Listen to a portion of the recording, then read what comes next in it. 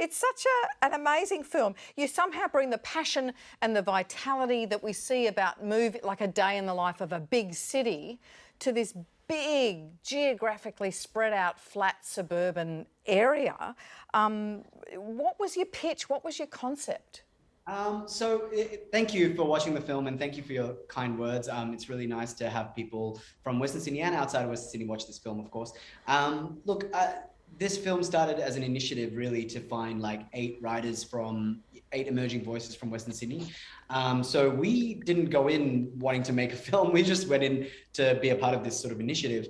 And we went in with, some of us went in with some stories, but most of us went in with sort of no idea of what was going to happen. And we had a great script producer called Blake Ashford, and the producers, the production companies, Co-Curious and Emerald got together. This was their brainchild. And sort of by day 3 of our first development session, I think the producers were like, gosh, these stories are really great. I think we might have a feature film on our hands. And at the time it was really exciting. I didn't think we would come this far, but I think we kind of just wanted to tell personal stories about Western Sydney, and we wanted to tell stories and represent characters that hadn't been represented in Australian cinema before. I felt like Australia, and I've been working as an actor for a while, but as a writer, I'm kind of new to the industry, and I wanted to see these characters on our screen, because I think, as you said, it's 1 in 11 people are from Western Sydney. So why shouldn't we see more people from Western Sydney represented in our cinema and TV? Mohammed, you saw it made you cry? Several times, absolutely. Okay, it was a beautiful film, honestly. Like, shout out to Nasreen Amin and Fadi Aboud and all the incredible creators behind that. Which bits made you cry? Well, the story with the Filipino nurses, the immigrant story with the Kurdish family, the Lebanese. It was at every point I had. Did you recognise them? I think I know every single person in this film. Like, I think I know every single person that you guys wrote about and you guys depicted.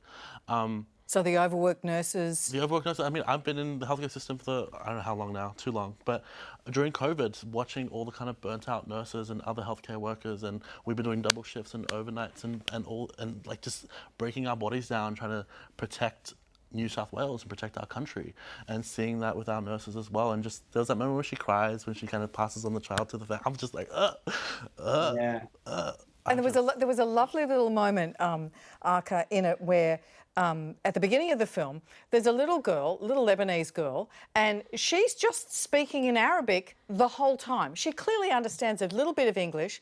And then as the film goes on, there's not 1 and 2 or 3, but there's 9 languages being spoken.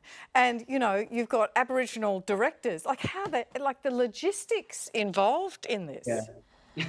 The logistics were crazy. I can't sort of say it was easy. I mean, I worked as a writer. I acted in the film. I played the character of Robbie, but also, we were all given associate producer credits, the writers, which meant that we could be involved from like the beginning from the script stage right through to now, while the film's out in cinemas at the moment. So, through to marketing. That's a really progressive avant-garde sort of style of filmmaking in Australia. Like, it hasn't really happened before.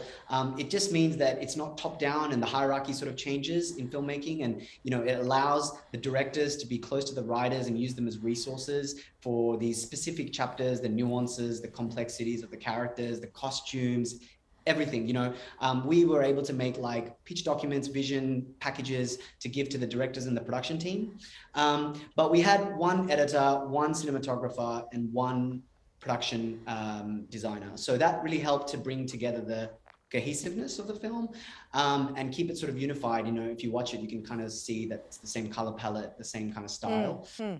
But yeah, it's an anthology. So, there's 8 chapters, 9 languages, 5 directors. It was a big team, and we shot during the pandemic. We shot at the end of 2020, like October or November 2020. So it was a crazy time. But I'm just glad that we were given that power as writers to take this story right through to the end, and make sure that it was all done, not just stylistically right, but truthful and authentic.